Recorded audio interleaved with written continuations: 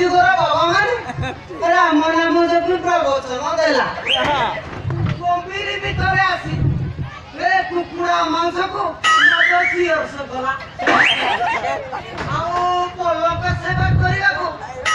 ତରୁଣୀ ମାନେ ଭାବ ବିହଳ ହୋଇ ବସିଥିବେ ବାବାଙ୍କୁ ଖାଲି ମନ ଇଚ୍ଛା କୁମ୍ପିବେ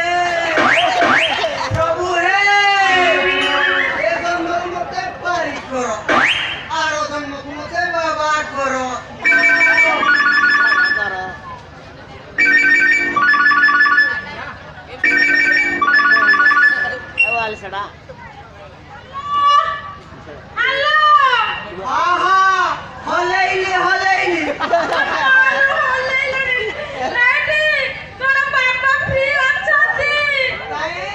तुम्हें कौन बाबा करो माता ना बाबा तुम भोईता